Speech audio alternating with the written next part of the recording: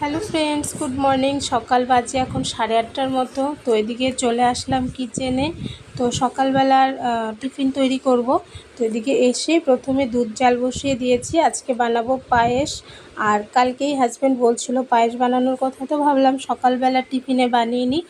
তো দুধটা ওদিকে জাল বসিয়ে দিয়েছি, আর যতক্ষণ ফুটছে ততক্ষণ এদিকে চালটাও রেডি করে নিলাম। ভালো করে ধুয়ে একটু ঘি মাখিয়ে নিচ্ছি। এভাবে করে চালে ঘি মাখিয়ে পায়েস করলে পায়েসটা তো দারুণ হয়, এটা সবাই জানে। তো আমার কাছে তো ভীষণ ভালো লাগে। তো বেশিরভাগ সময় আমি এইভাবে করেই চেষ্টা করি বানানোর।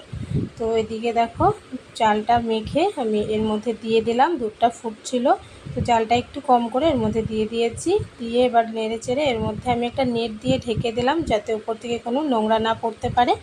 আর পায়েসটা ওদিকে হচ্ছে, চালটা সেদ্ধ হচ্ছে, ততক্ষণে এদিকে আটা নিয়ে নিয়েছি। পায়েসের সঙ্গে বানাচ্ছি আজকে পরোটা। তো এদিকে আটার মধ্যে একটু লবণ, একটু চিনি দিয়েছি, আর একটু জৈন দিয়েছি সঙ্গে। তো এবার জল দিয়ে ভালো করে মেখে নিচ্ছি। দেখো আটাটা মেখে নেওয়া তো হয়ে গেছে, আর ততক্ষণে কিন্তু এদিকে আমার পায়েসের চালটাও কিন্তু সুন্দর সেদ্ধ হয়ে গেছিলো।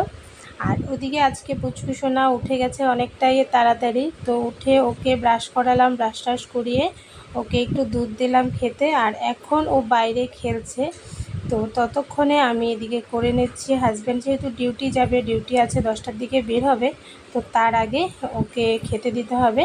তো পায়েসটা নামিয়ে রেখে এদিকে আমি পরোটাগুলো ভেজে নিচ্ছি। আর পরোটাগুলো আজকে আমি ডালডা দিয়ে ভাজছি।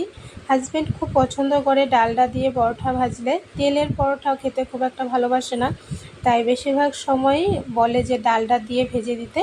তো ওই যে দেখো ডালডা দিয়ে আমি পরোটাগুলো ভেজে নিচ্ছি এক এক করে।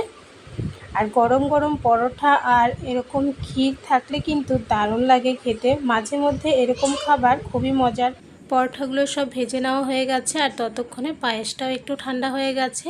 তো এখন বেজে গেছে 10:45টার মতো। হাজব্যান্ড ওদিকে রেডি হয়ে গেছে। তো হাজব্যান্ডের খাবারটাও আমি এদিকে রেডি করে নিলাম। এবার ও খেয়ে নেবে। আর ও খেতে বসলে আমরা থাকলে সামনে আমাদেরকে না দিয়ে ও খায় না। তো পুচকুসোনাকে আর আমাকে দিল, আর তারপরে কিন্তু ও খেয়েছিল। আর এই ছোট্ট ভিডিওটা কেমন লাগলো কমেন্টসে জানিও। ভালো লাগলে লাইক করো, শেয়ার করো এবং চ্যানেলটা সাবস্ক্রাইব করে পাশে থেকো। তাহলে আজকের জন্য বাই বাই।